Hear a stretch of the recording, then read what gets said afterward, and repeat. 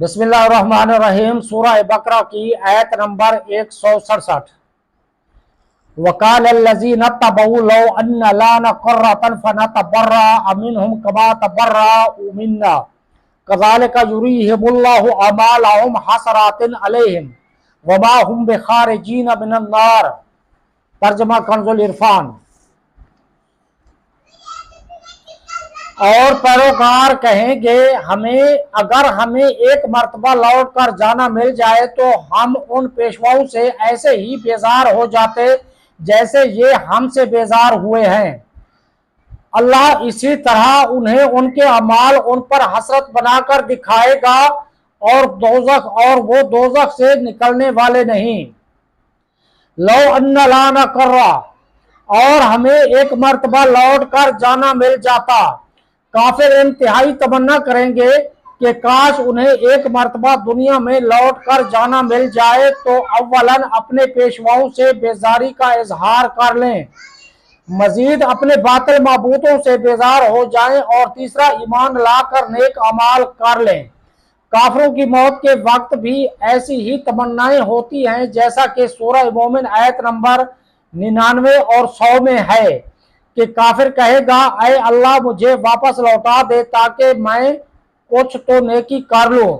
یوں ہی سورہ زمر آیت نمبر 58 میں ہے کہ کافر کہے گا اے کاش کہ مجھے ایک مرتبہ واپسی مل جائے تاکہ میں نیکیاں کر لوں۔ اس طرح کا مضمون پارہ 24 سورہ زمر اور سورہ مومن میں کثرت سے بیان کیا گیا ہے۔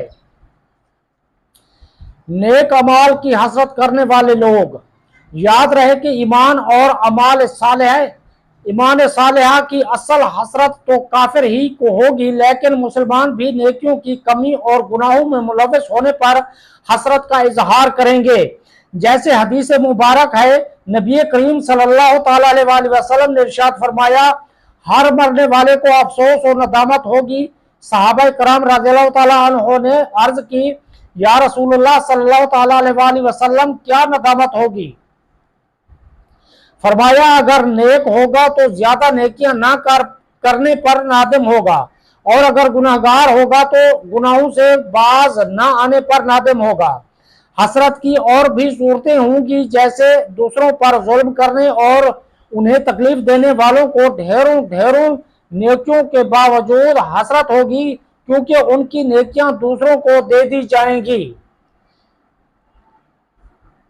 جیسے طالب علم کو موقع ملا لیکن علم حاصل نہ کیا، اسے حسرت ہوگی۔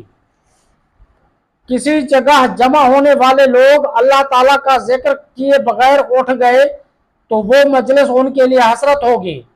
کذالک یریہم اللہ اعمالہم، اللہ اسی طرح انہیں ان کے اعمال دکھائے گا۔ قیامت کے دن اللہ تعالیٰ کافروں کے برے اعمال ان کے سامنے کرے گا تو انہیں نہایت حسرت ہوگی کہ انہوں نے یہ کام کیوں کیے تھے۔